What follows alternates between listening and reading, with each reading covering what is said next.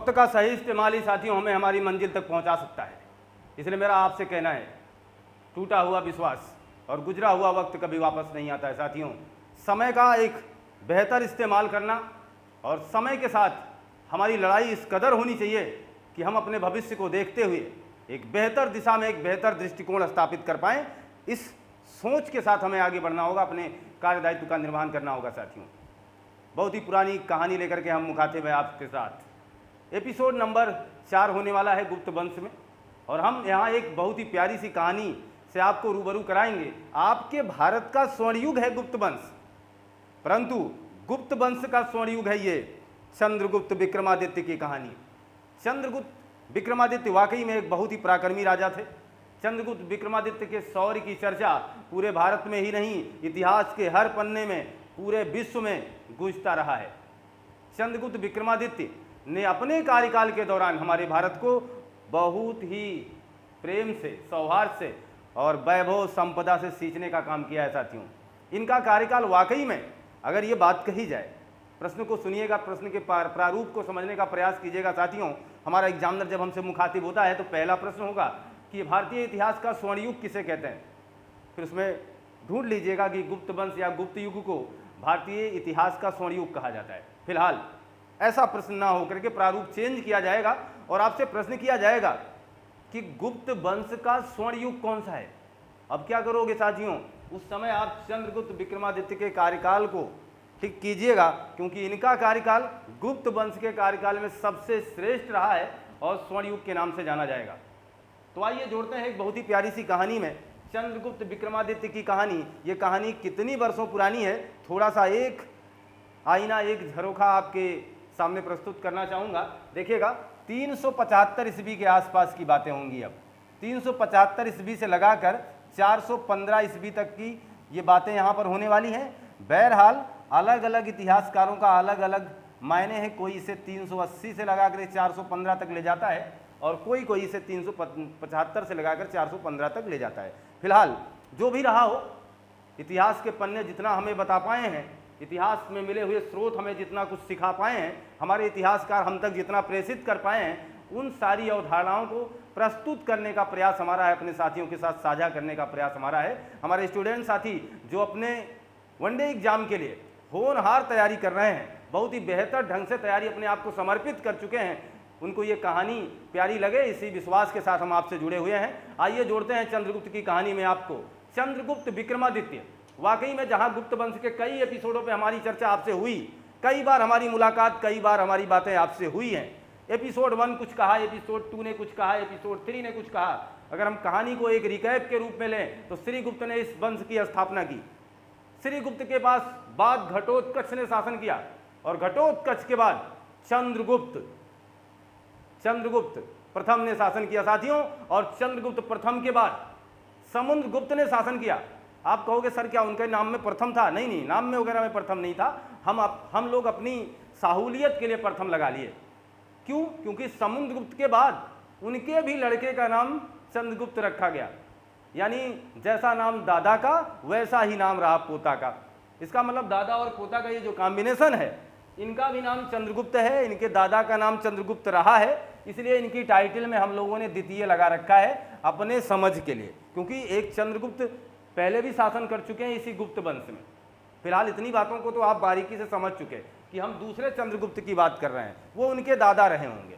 फिलहाल देखिएगा, ये जो चंद्रगुप्त हैं, इनके पिता का नाम क्या है? इनके पिता का नाम है समुद्रगुप्त। कहानी यहीं से शुरू होगी आपके जीवन की, और रूपरेखा तय करता है हर पिता अपने बेटे की। पिता, ये पिता है, और सबसे खूबसूरत जीवन के अंग में से अगर बात की जाए, दुनिया की सबसे खूबसूरत दौलत की बात की जाए, सबसे खूबसूरत इमारत की बात की जाए, तो आ गई आपकी माँ। देखिएगा, इनकी माँ का नाम क्या था? दत्त देवी या दत्त देवी या दत्ता देवी, ये इनकी क्या है? माँ है। ये पिता, ये माँ, औलाद के रूप में जन्मा है चंद्रगुप्त। फिलहाल यही इतना नहीं है, ऐसा नहीं कि केवल एक ही औलाद थे, 2 महत्वपूर्ण औलादों की बात आती है, 2 महत्वपूर्ण संतानों की बात आएगी, जिसमें से एक होगा रामगुप्त और एक होगा रामगुप्त और दूजा होगा चंद्रगुप्त। चंद्रगुप्त इनके दादा का नाम रह चुका है, इसीलिए हम लोग टाइटल में सेकेंड लगा रहे हैं साथियों। इसीलिए हम इन्हें चंद्रगुप्त द्वितीय कह रहे हैं। इन्हें विक्रमादित्य कब कहा जाएगा उस पर भी फोकस अभी हम बनाएंगे, उस पर भी अपना दृष्टिकोण साझा करेंगे। फिलहाल इस कहानी को प्यार से लीजिएगा। तो रामगुप्त और चंद्रगुप्त नाम की दो संतानें हैं इस महान सम्राट की, समुद्रगुप्त की, जिसे भारत का नेपोलियन कहा है आपने। तो रामगुप्त चंद्रगुप्त दो संतानें हैं। इसमें बड़ा कौन है? रामगुप्त है। छोटा कौन है? चंद्रगुप्त है। इस लिहाज से इतिहास गवाह है, साक्षी है, उत्तराधिकारी की भूमिका रामगुप्त के पास होनी चाहिए। बिल्कुल हम भी मानेंगे, आप भी मानेंगे, क्योंकि अगर इतिहास के पन्ने को उठा के देखें तो उत्तराधिकारी वंशावली चलती थी। वहां पर राजा का बेटा राजा बनता था। आज ऐसा नहीं कि डॉक्टर का बेटा डॉक्टर ही बनेगा, ऐसा कुछ कहा नहीं जा सकता है। बन भी सकता है, नहीं भी बन सकता, लेकिन यहाँ था राजा का बेटा राजा बनेगा। लेकिन जो सबसे बड़ा बेटा होता था वो उत्तराधिकारी के रूप में आगे आता था या उत्तराधिकारी के रूप में उसे चुना जाता था। तो कुछ इतिहासकारों का मानना है कि डायरेक्ट चंद्रगुप्त ने सत्ता अपनाई थी, लेकिन कुछ इतिहासकार साक्ष्य के साथ हमारे सामने आते हैं। जैसे एक साक्ष्य है बेसनगर अभिलेख का। इन सारी बातों को सुनिएगा साथियों। बेसनगर अभिलेख ये कैसा अभिलेख है? मूर्तिपट्ट अभिलेख है। हर प्रश्न पूछे जा सकते हैं आपसे, मूर्तिपट्ट अभिलेख है ये, ऐसे प्रश्न आपके साथ साझा होंगे।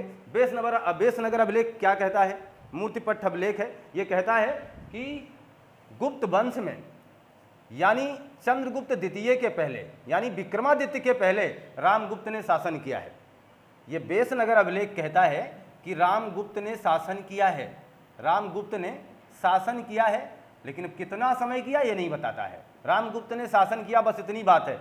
इससे पता चल पाता है कि जब चंद्रगुप्त द्वितीय का ये बड़ा भाई है तो इनसे पहले शासन इसने किया होगा। फिलहाल कुछ भी हो सकता है। देखिएगा अगला साक्ष्य में मिलता है देवी चंद्रगुप्तम नाटक है। ये देवी चंद्रगुप्तम नाम का नाटक है। देवी चंद्रगुप्तम नाटक ये कहता है कि रामगुप्त शासन करता है, रामगुप्त राजा बनता है चंद्रगुप्त द्वितीय के पहले। होता क्या है देखिएगा भाई, वंशावली है ठीक ठाक चल रही है, रामगुप्त राजा है और रामगुप्त ये आगे रामगुप्त, और रामगुप्त की पत्नी है ध्रुव देवी, बहुत ही खूबसूरत है ये।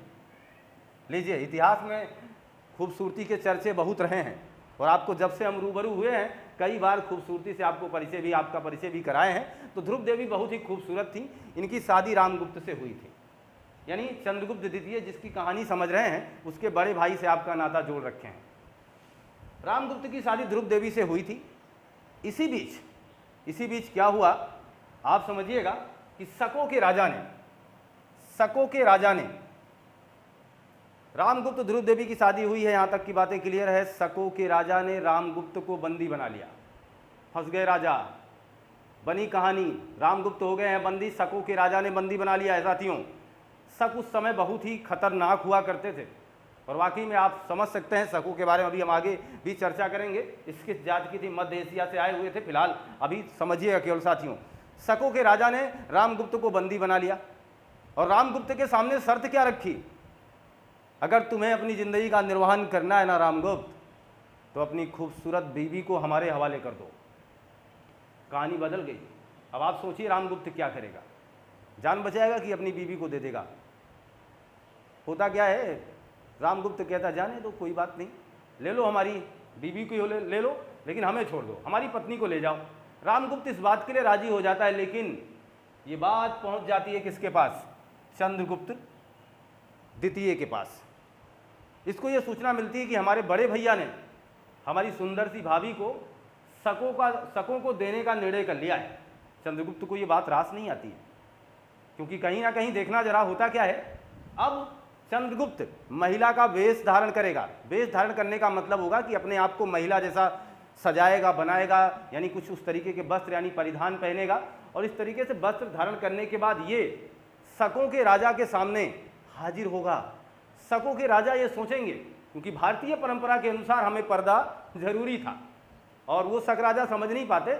और जब इनकी मुलाकात रात के अंधेरे में चंद्रगुप्त द्वितीय से होती है, जिसने परिधान स्त्रियों का पहन रखा था, शकों के राजा को ये बात बिल्कुल यकीन था कि हाँ ये वही महिला होगी, लेकिन ऐसा था नहीं, महिला के रूप में कोई और था। और उन्होंने शक के राजा को मार दिया, यानी शकों के राजा को चंद्रगुप्त द्वितीय ने मार दिया और अपनी भाभी को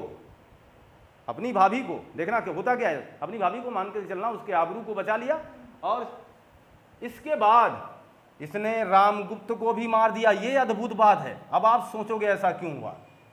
चंद्रगुप्त द्वितीय ने शकों के राजा को तो मारा ही मारा, साथ ही साथ रामगुप्त को भी मार दिया। कुछ इतिहासकारों का मानना यह है कि रामगुप्त की अयोग्यता को देख करके, रामगुप्त की निरंकुशता को देख करके चंद्रगुप्त विक्रमादित्य ने यह काम किया, क्योंकि इसे पता था कि हमारे देश का शासन सत्ता, हमारी सत्ता किस हिसाब से चलनी चाहिए। सॉरी। तो इस सोच पर इसने मारा होगा। लेकिन कुछ इतिहासकारों का मानना है नहीं बाबा, नहीं, ऐसी बात नहीं रही है। कुछ इतिहासकार ये कहते हैं, वो प्यार वाली बात करते हैं। वो कहते हैं कि कहीं ना कहीं ध्रुव देवी इसे बहुत ही पसंद आ गई थी, और जब इसे मौका मिला तो इसने शक के राजा को भी मारा और अपने बड़े भाई को भी मार दिया। और इसका प्रमाण क्या है? इसका प्रमाण यह है कि अब यही चंद्रगुप्त जो राजा बनेगा रामगुप्त की हत्या करने के बाद, वो ध्रुव देवी से शादी करेगा। लीजिए, तो इससे तो थोड़ा सा मामला सिद्ध भी होता है कि फिर ध्रुव देवी से शादी करता है। ध्रुव देवी यानी अब इसकी ये पत्नी हो गई। ध्रुव देवी से शादी कर लिया और इन्हीं की संतान है, आगे चल करके देखना, कुमारगुप्त जिसका नाम होगा, कुमारगुप्त, ये इन्हीं की संतान होगा। और यही देखिएगा आगे चल करके उत्तराधिकारी की भूमिका निभाएगा। इसका मतलब हुआ कि चंद्रगुप्त द्वितीय कहीं ना कहीं इनका दीवाना था। चंद्रगुप्त द्वितीय कहीं ना कहीं इनको पाना चाहता था, और इस हिसाब से देखिए इनसे शादी करेगा। इनके शादी करने के बाद इन्हीं की संतान को, हो सकता है प्रेमवश किया हो, सौहार्दवश किया हो, जैसा भी रहा हो, इतिहास गवाह है जो भी है। तो चंद्रगुप्त द्वितीय ध्रुव देवी से शादी करता है, संतान के रूप में कुमारगुप्त मिलते हैं। बहरहाल शादी की परंपरा ये आगे बढ़ाएगा। एक कुबेर नागा है नागवंश की, उनसे शादी करेगा। कुबेर नागा से शादी करने के बाद उसे संतान के रूप में प्रभावती गुप्ता मिलेंगी, यानी इनकी पुत्री होंगी। तो उन बातों को भी आगे हम शेयर करेंगे। सारी बातों पे चर्चा, हमारा सारे बातों पर हमारा दृष्टिकोण बना रहेगा। यहाँ तक की बातें साथियों क्लियर हो चुकी हैं। कहानी आप फुलफिल तरीके से समझ पा रहे हैं। अब देखिएगा, जहाँ हम अभिलेखों के साथ मुलाकात किए, साक्ष्यों के साथ आपसे बात किए, अब हम बात करेंगे कि चंद्रगुप्त को मिली हुई उपाधियों के बारे में।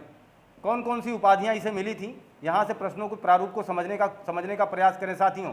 सकारी की उपाधि मिली है। सकारी क्यों? क्योंकि इसने शकों के राजा को पराजित किया है। ऐसा नहीं कि उन्हें जिनकी हत्या की है अप्रत्यक्ष रूप से, प्रत्यक्ष रूप से भी मारेगा।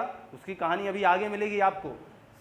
शकों को पराजित करने के कारण इसे सकारी कहा गया है। इसे उपाधि मिली है विक्रमादित्य की। विक्रमादित्य इसने अपने आप को स्वयं उपाधि दिया था। देखिए, एक उपाधि दी जाती है, एक उपाधि व्यक्ति स्वयं धारण कर लेता है।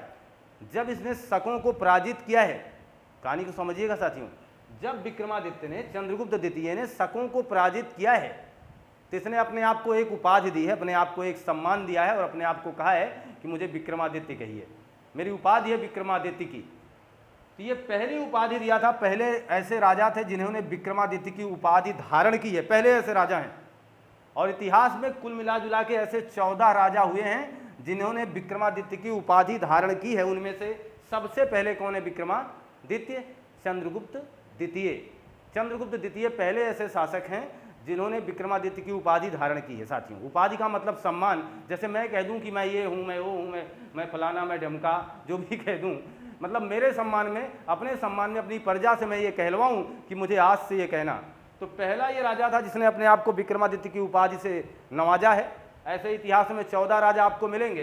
अंतिम राजा भी पूछा जा सकता है जिसका नाम था हेमू, और आपको पता है जिसने 1556 ईस्वी में अकबर से पानीपत का दूसरा युद्ध लड़ा था।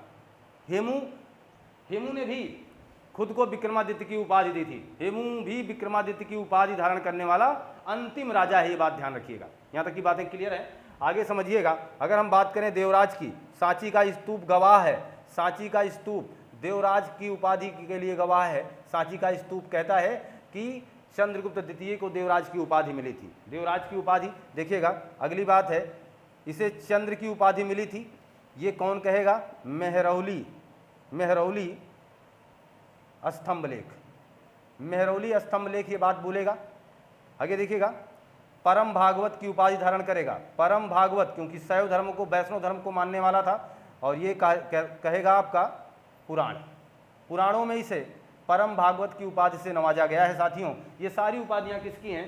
चंद्रगुप्त द्वितीय की। उपाधियों का मतलब सम्मान होता है, कुछ अलग की बातें नहीं है। यहाँ तक की बातों पर फोकस बनाए रखिएगा, कहानी को समझते चलिएगा। कहाँ से लाए हैं, कहाँ पहुँचे हैं, चंद्रगुप्त को उपाधियों से नवाज रखा है। अब देखिए चंद्रगुप्त के बारे में अगर आपको इतिहास से कुछ साक्ष्य निकालने हैं, प्रमाण चाहिए, तो आपको देखिएगा कहाँ कहाँ इसके प्रमाण मिलेंगे। एक तो मथुरा अभिलेख से चंद्रगुप्त द्वितीय के बारे में आपको जानकारी मिलेगी साथियों। मथुरा अभिलेख, अभी हमने देखिए सांची के स्तूप की बात की ही, सांची के स्तूप से चंद्रगुप्त द्वितीय के बारे में जानकारी मिलेगी। बाणभट्ट की जो हर्षचरित है वहाँ भी बातें आपको मिलेंगी। देखिएगा उदयगिरी गुहालेख से, उदयगिरी गुहालेख से समुद्रगुप्त की जानकारी मिलेगी। यहाँ तक की बात समझ रहे हैं। कालिदास जो कि इसके 9 रत्नों में से एक थे, इसके दरबार में रहते थे कालिदास जी। कालिदास और एक इसी के कार्यकाल में एक यात्री आता है फाहयान, जिन्होंने यात्रा विवरण के दौरान ये बात बोली है चंद्रगुप्त के बारे में। तो बात समझ चुके हैं आप। हर्षचरित जो कि बाणभट्ट की रचना है, इसमें भी चंद्रगुप्त द्वितीय के बारे में जानकारी मिलती है साथियों। देखिएगा हमारा एग्जामिनर हमसे प्रश्न क्या करेगा, निम्नलिखित में से कौन सा ऐसा साक्ष्य है जो चंद्रगुप्त द्वितीय से संबंधित है। तो चंद्रगुप्त द्वितीय से संबंधित साक्ष्यों की अगर हम बात करें तो मथुरा अभिलेख है साथियों, सांची का स्तूप है, उदयगिरी का गुहालेख है, कालिदास जी हैं, फाहयान है, और हर्षचरित जो कि एक रचना है बाणभट्ट की। इन तमाम चीज़ों से, साहित्यिक स्रोतों से, पुरातात्विक स्रोतों से हमें चंद्रगुप्त द्वितीय के साक्ष्यों की जानकारी मिलती है। प्रमाण मिलता है कि चंद्रगुप्त द्वितीय वाकई में इस तरीके के रहे होंगे और ऐसा इनका शासनकाल रहा होगा और इस तरीके से उन्होंने अपने जीवन का निर्वहन किया होगा। आप इनका स्क्रीनशॉट ले लीजिए। तो ये मान चलें कि आपने स्क्रीनशॉट ले लिया होगा। तो जहां हम बात कर रहे थे कि गुप्त वंश का, देखिएगा समझिएगा, गुप्त वंश का अगर स्वर्ण युग पूछा जाए साथियों, गुप्त वंश का स्वर्ण युग अगर ये बात आपसे पूछी जाए तो कहिएगा कि चंद्रगुप्त द्वितीय का कार्यकाल, चंद्रगुप्त द्वितीय का कार्यकाल गुप्त वंश का स्वर्ण युग है साथियों। जहां हम गुप्त वंश के बारे में बात करना चाहते हैं, आपको मैं बताना चाहता हूं कि गुप्त वंश का साम्राज्य या गुप्त वंश के चंद्रगुप्त द्वितीय का कार्यकाल इतना ज़्यादा फला फूला कैसे, क्या कारण था, क्या महत्वपूर्ण हिस्से रहे होंगे, क्या था इसके सभा में, क्या थे इसके साथ रहने वाले लोग।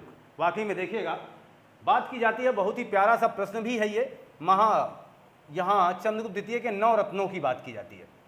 कहा जाता है इसके दरबार में 9 रत्न रहा करते थे। चंद्रगुप्त द्वितीय के दरबार में 9 रत्न रहा करते थे, जो एक से बढ़कर एक थे, जिनका अपने अपने विषय में पकड़ थी, या कहते हैं कि अलग अलग क्षेत्रों में माहिर थे। उनमें हम बात करेंगे सबसे पहले कालिदास की। देखिएगा कालिदास इन्हीं 9 रत्नों में से एक थे। और कालिदास के बारे में आपको पता है, कालिदास एक बहुत ही महान कवि थे। अगर एक महान कवि किसी शासन सत्ता के साथ जुड़ा है, किसी राजा के साथ बैठा हुआ है, तो पक्की बात है उस समय की सामाजिक स्थिति को कितना बेहतर बनाएगा ना साथियों, बहुत ही बेहतर बनाएगा। तो ठीक वही बात थी। कालिदास देखिए आपके सामने खुद ही आप समझ सकते हैं, ये ऋतु संहार इनकी रचनाएं हैं। कई बार एग्जामिनर पूछ भी चुका है, ऋतु संहार, मेघदूत, ये किसकी रचना है? तो आप कहेंगे सर कालिदास की। और ये सब क्या है? खंड काव्य है। कई बार तो ऐसा ही प्रश्न आता है कि ये क्या है? खंड काव्य है। आगे देखिएगा, अगर हम कहें कुमार संभवम और रघुवंशम, ये किसकी रचना है? यह भी कालिदास की रचना है और ये महाकाव्य है, महाकाव्य है। देखिएगा आगे मालविकाग्नि मित्र, ये किसकी रचना है? इन्हीं की, मालविकाग्नि मित्र किसकी रचना है? कालिदास जी की है। अगर हम बात करें अभिज्ञान शाकुंतलम किसकी रचना है? शाकुंतलम, अभिज्ञान शाकुंतलम। विक्रमोर्वशीयम, ये किसकी रचना? ये सारी रचनाएं, ये एक नाटक हैं, ये सारी की सारी रचनाएं कालिदास की हैं। ये खंडकाव्य उनका, ये महाकाव्य उनका, ये सब उनके नाटक हैं साथियों। इससे आपको पता चल पाएगा कि जब कोई कवि यानी किसी के दरबार में रहने वाला व्यक्तित्व इस तरीके का धनी हो तो उसके समाज का ताना बाना कितना विकास करेगा ना, शिक्षा देखो कितने आगे जाएगी। इसका मतलब हुआ कि चंद्रगुप्त द्वितीय का दरबार यूं ही या चंद्रगुप्त द्वितीय का कार्यकाल यूं ही फला फूला नहीं होगा। हमारे भारतीय समाज की संस्कृति, दिशा, सामाजिक स्थिति और हमारी शिक्षा बहुत ही आगे जाएगी। उसके प्रमाण हम आपको दे रहे हैं। इनके दरबार में 9 रत्न रहा करते थे और उसमें से आप कालिदास के बारे में बहुत ही अच्छे ढंग से परिचित हैं और परिचित हो भी चुके हैं। देखिएगा एक महान कवि की बात हो चुकी है। दूसरे नंबर पर अगर हम बात करें तो बेताल भट्ट थे। बेताल भट्ट, इनकी कहानी आपने सुना होगा। बेताल भट्ट एक जादूगर हुआ करते थे। इनके दरबार में जादूगर थे। देखिएगा घट कर पर, घट कर पर, ये क्या थे? कूटनीतिज्ञ थे साथियों, कूटनीतिज्ञ थे घट कर पर। और आगे देखिएगा एक नाम था शंकु, शंकु क्या थे? वास्तुकार थे, वास्तुकार थे। एक नाम आपके सामने आएगा छपणक का, छपणक क्या थे? ज्योतिषी थे साथियों, ज्योतिषी थे छपणक, छपणक एक ज्योतिषी थे। और अमर सिंह, अमर सिंह क्या थे? अमर सिंह काश्तकार थे, अमर सिंह काश्तकार थे। और अद्भुत नाम कई बार चर्चा में रहा और बहुत ही बार आपने सुना होगा, बहुत ही बड़े चिकित्सक से, चिकित्सक, चिकित्सक थे ये कौन? धन्वंतरी। धन्वंतरी उस समय क्या रहे होंगे साथियों, इससे आपको भली भांति परिचित मैं करा रहा हूँ, थोड़ा सा आप ध्यान दीजिएगा। तो धन्वंतरी क्या थे? ये चिकित्सक थे साथियों, चिकित्सक, ये एक चिकित्सक थे। और धन्वंतरी के बाद अगर हम बात करें तो वरुरुचि, वरुरुचि ये क्या थे? व्याकरणाचार्य थे, व्याकरणाचार्य थे वरुरुचि साहब। ये वास्तुकार हो गए, सबके बारे में आपको जानकारी होगी साथियों।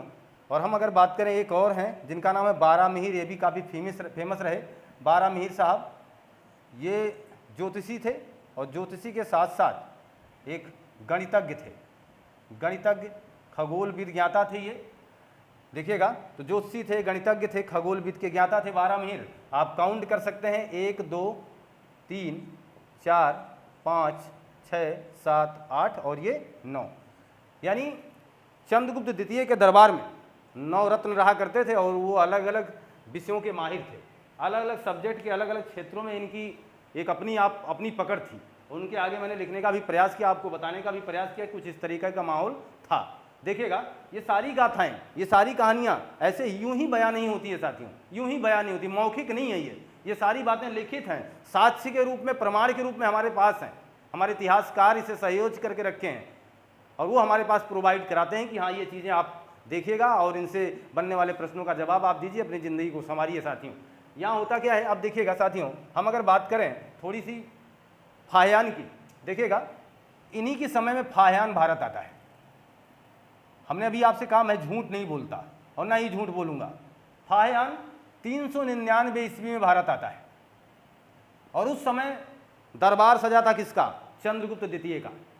चंद्रगुप्त द्वितीय का दरबार सजा हुआ था और फाह्यान इन्हीं के दरबार में आता है। ऐसा प्रश्न एग्जामिनर आपसे पूछ करके एग्जाम से चला जाता है। वो कहता है कि फाह्यान किसके दरबार में आया था, फाह्यान किस वंश में आया था, फाह्यान का संबंध किस वंश से रहा है। तो ऐसी बातों की जानकारी ली जाती है। चीन से चला और ये स्थल मार्ग से आता है। आने का रास्ता कैसा था इसका? स्थल मार्ग। और जाने का रास्ता कैसा है? जल मार्ग। ये सारे प्रश्न पूछे गए हैं। इधर से आवागमन है, ये आने का है और ये जाने का है। जाएगा कहाँ से? ताम्रलिप्ति, ताम्रलिप्ति बंदरगाह से, ताम्रलिप्ति बंदरगाह से वापस जाता है फाह्यान। लगभग 6 वर्षों तक आपके भारत में रहता है फाह्यान। फाह्यान एक चीनी यात्री था और वो पहुंचता है कहाँ? स्थल मार्ग से हमारे भारत आता है। उस समय हमारे मगध पर पाटलिपुत्र जहाँ की राजधानी हुआ करती थी, चंद्रगुप्त द्वितीय शासन कर रहे होते हैं।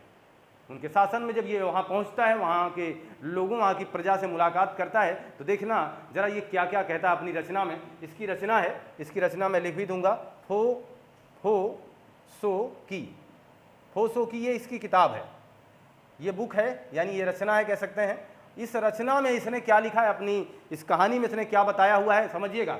इसने कहा लोग बहुत खुश थे, यानी जब ये आया इसने कहा लोग खुश थे, लोग बहुत खुश थे। अगली बात देखिएगा, सब अमीर थे, कोई गरीब नहीं था, सब अमीर थे। ये कहाँ की बात कर रहा है? आपके भारत की प्रजा की बात कर रहा है, आपके भारत के उस समय की रूपरेखा बता रहा है जब फाह्यान आपके भारत में आया। देखना ऐसा हो जाए, क्या ऐसा है आज कि सब लोग खुश हैं? नहीं, देखना सब लोग खुश थे, सब अमीर थे, किसी के घर में ताला नहीं था साथियों। देखना ताला नहीं था, इसका मतलब ये क्या बताना चाह रहा है? ताला नहीं था इसका मतलब चोरी वगैरह नहीं हुआ करती थी, ताला नहीं था, सब अमीर थे, कोई किसी का कुछ चुराता नहीं था, किसी के घर में ताला इसने देखा नहीं था। आगे देखिए, दंड के लिए कड़े प्रावधान नहीं थे, दंड कड़ा नहीं था, कड़ा नहीं था। इसका मतलब हुआ कि बहुत बड़े मुजरिम नहीं रहे होंगे, ज़्यादा गुनाह नहीं रहा होगा, ज़्यादा जुर्म नहीं रहा होगा। ये फाह्यान बता रहा है उस समय का भारत बता रहा है, उस समय के भारत की दशा बता रहा है फाहियान, एक विदेशी यात्री जो भारत की आप कह सकते हैं बड़ाई करने के लिए मजबूर है। लोग बहुत खुश थे, सब अमीर थे, ताला नहीं था और दंड कड़ा नहीं था। आगे देखिएगा, शराब की कहीं दुकान नहीं थी, शराब की दुकान नहीं थी। इसका मतलब है कि समाज कितना भोला भाला था साथियों, शराब की दुकान ना हो। और आज के ज़माने में शराब पी पी करके आदमी क्या क्या कहते हैं, क्या कह जाएं, कुछ पता ही नहीं है। तो शराब की दुकान नहीं थी, सोचो समाज कितना प्यारा था। तो लोग बहुत खुश थे, सब अमीर थे, ये सब कुछ बोल रहा है फाहियान। और देखना, कोई मांस नहीं खाता था, मांस नहीं खाता था कोई। फिर कौन खाता था? मांस कोई खाता ही नहीं था, नहीं ऐसी बात भी नहीं थी। मांस केवल चांडाल खाते थे। चांडाल का मतलब जो लाशों के साथ, जो लाशों को दफनाने या जलाने का कार्य किया करते थे, वो चांडाल केवल मांस का सेवन करते थे, अंडे का सेवन करते थे फिलहाल। और कोई भी नागरिक मांस अंडे का सेवन नहीं करता था। कुछ इस तरीके का समाज था चंद्रगुप्त द्वितीय का। हमारा भारतीय इतिहास देखो कितना खूबसूरत था, इसीलिए इसे भारत के इतिहास का स्वर्ण युग कहा जाता है साथियों। यहाँ तक की बातें आपको स्पष्ट लगी होंगी, आपको पता चल पाया होगा कि चंद्रगुप्त महान क्यों था, चंद्रगुप्त द्वितीय की कहानी इतनी प्यारी क्यों है, इसके समय को स्वर्ण युग क्यों कह रहे हैं। इन सारी बातों को आप समझ पा रहे हैं। नवरत्न बैठे हैं साथियों, नवरत्न बैठे हैं। और इसके बाद देखिए, एक यात्री आकर के इस सारी बातों को बता के जाता है कि ऐसा सचमुच था हमारा भारत। आप इसका स्क्रीनशॉट ले लीजिए।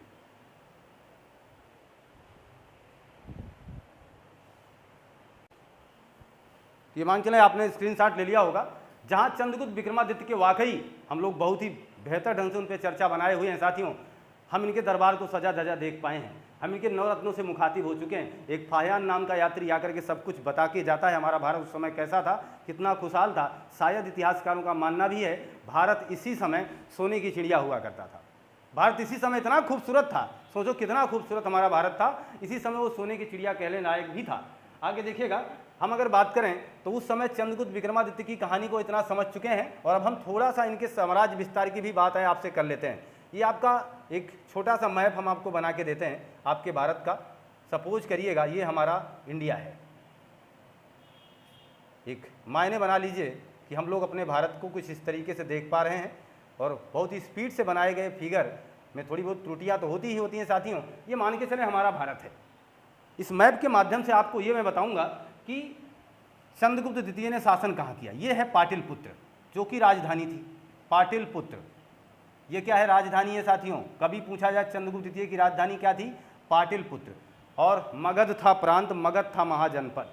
अब होगा क्या, यहाँ ये शासन कर रहा है साथियों। यहाँ पर उस समय यहाँ पर वाकाटक वंश का शासन था, वाकाटक। और यहाँ उस समय शकों का शासन था, शकों का। और यहाँ पर कुषाणों का शासन था। जब चंद्रगुप्त द्वितीय शासन कर रहे थे तो कुछ इस तरीके का माहौल बना हुआ था। यहाँ वाकाटक थे, यहाँ शक थे, यहाँ कुषाण थे। बाकी अन्य साम्राज्य पर चंद्रगुप्त द्वितीय का कब्जा रहा, अन्य जगह इनका विस्तार बना रहा फिलहाल।